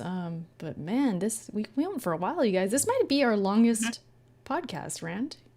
Oh shit. Yeah, it was Look just... at Luca. She wants to know B-Wubs, Wingstop, or Wing Boss. Oh. Well, I can't comment on this, but Is it bad that I don't know what B-Wubs is and I've never heard of Wing Boss before? I think she means wait, what's B-Wubs? Hold up. Exactly. I live around her and I have no idea what B-Wubs is, and I've never heard of Wing Boss. Same. But, I know Wingstop, but I've never had it. I know Wingstop. Wing Boss, I have no idea. Buffalo. Maybe Buffalo. No, I don't know. I don't remember. I don't know. Sorry, Luca, we can't answer. Buffalo Wild Wings? Buffalo, is that what B-Wubs is? I guess so. Yeah, that's a different way to say it. I know that. I mean, I've had Buffalo Wild Wings before. It's good. But I mean, I haven't had the other two, so. Yeah. Is that everything? I didn't miss anything, right? Super chats or anything like that? They said I sound like I'm gonna pass out. No, I am kind of hungry. All this food talk, and I haven't had dinner yet. I didn't have much of a hungry. lunch. I think I need to get a pizza or a hamburger or something. Pizza sounds good. Get some candy. Not Snickers, though, because I don't like nuts in my candy. Oh my god. I don't meet too many people who don't like Snickers. Like, I don't like nuts either that much, but I do like Snickers. Like the Snickers ice cream? You ever had that? No, I haven't. Oh, you gotta maybe at least try that. Maybe it'll change your mind. Maybe. Maybe. But it was definitely fun picking your brain today, Rand. I've always wanted to have you on. It's been meaning to get you on here and just kind of ask you some questions. And I love talking about just next gen, like different types of conversations surrounding next gen and like these games and what you kind of know. And I'm always interested in the inside information that you have, because I trust you more than like I'm not. most. I'm not an insider. No, I keep know, on I know. saying Let's that. clarify that. I just- You ain't claiming to be yeah. no insider, but you know, when you No. have a kind of thought on something, or you know, I pay attention. I'll just put it that way. I pay attention, but yeah, where can people find you and all that? Go ahead and give your info for everyone. Well, yeah, thanks for having me, Erica, and it was nice meeting you, Shar. You can find me youtube.com/randallthor19, and all the links are there for Twitter and all that stuff. But I post YouTube videos mainly about Xbox, sometimes about PlayStation, and never about Nintendo. So, Never. Yeah, that is true. we don't care about Nintendo over here. Irrelevant. Yeah, I'm thinking about getting rid of my Switch just so Jez can't force me to play Pokemon or Animal Crossing for charity. I'll give it to me. I'll play it. What did you actually play on it though? On your Switch? That's a good question. I played you- Pokemon Okay. Sword, which was one of the worst gaming experiences I've ever had in my life. I played Katana Zero. Katana Zero's bomb. It is, and it just came to Xbox too. Hell yeah. What else did I play on the Switch? I played a little bit of Super Mario Odyssey. What'd you think of that? You didn't stand up and cheer and clap? You didn't like it? Well, I think I made it to. What was the world after the desert world? I think you can pick, and it was like 2 worlds that you could pick from. I chose one and then never played the game again. Not saying it's bad, but like, I don't know. It's It's a Mario game. I have Zelda, but I haven't played Breath of the Wild. I haven't really played a lot of games on the Switch, I'll be honest with you. So it feels like I just burned $300 or whatever it cost me to buy it. You know what's crazy? If you had told me that maybe a couple years ago, I'd be like, "Nah, Rand, you gotta play this. You gotta keep it. You gotta keep it." But now, I fully condone you getting rid of that thing, because I have not played Wow. it much at all. Besides Animal Crossing, I actually gave mine away. I don't even have it. Oh, damn. So I'm with it. I fully support your decision, Rand. I'll probably keep it, but like, Yeah, I I mean, just don't care. I just don't care about outside of Metroid. I just don't care about anything Nintendo does. yeah, I love Metroid. Metroid's great. For sure. One more question for you. I actually have one more question. Since you do the 2-person podcast, you've been doing it for a minute. You have any advice or like something you could tell me and Shar going forward? Like anything, any kind of advice or tips or something like that?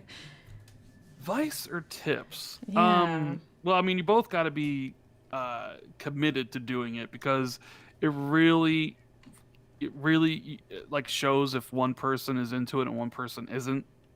So it takes like Oh, well, then I'm dedication. bye. Nah, Shar. I'm just saying, because it's 2 people, you know, like if one person's carrying the conversation, that's not good, realistically. I mean, it may work on other podcasts with more people, but it kind of needs to be an equal, like, kind of exchange of ideas, in my opinion, at least. And if you do get burned out, like, it's okay to skip sometimes. Like, don't feel like you're forced to, like, oh, today's the day we have to do it. But you said you do it like bi-monthly or Weekly. bi-weekly, Yeah, like twice a month. every other week. So, yeah, like if you're, you know, if you're doing that because like, you know, you feel like you don't want to do the weekly thing, then that's good. But like sometimes Jazz will be like, I can't do it today, and it's like, okay, it's fine, we can skip. It's no big deal. Like you don't want to get burnt down on it because you get burnt on it, like maybe the podcast doesn't last. Yeah, I agree with that. Other than that, it's just all about having fun. Like if you're having fun and it just feels like a conversation between you two and you're acting with the chat, then it doesn't matter what you really talk about. Like today, me and Jazz talked about random stuff in the beginning to the point where I had a few people in chat be like, talk about the news. And it's like, listen, we talk about whatever the hell we want to talk about. But this is our podcast. It could be about like random, you know, like food, like we did in this show, you know, like this is, you know, Shar's and Erica's podcast. And it's not necessarily about gaming. It can be about whatever. All that matters is that you guys are happy with what, you know, what's going on and you know you're excited about doing it every other week, and not feeling like you have to do it because once you kind of get to that point, it kind of it feels like a job. Yeah, I don't want to feel that again. You Heck don't no. want, you don't want it to feel like a job. So that would be my advice.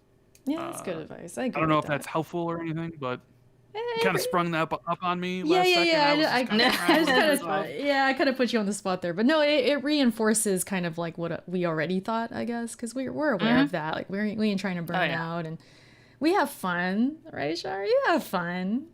Why are you trying to coerce me into a positive answer right now? I don't know how I feel about this, man. No, man. we have fun. It's fine. Yeah, definitely. But no, thanks, Rand. I appreciate that.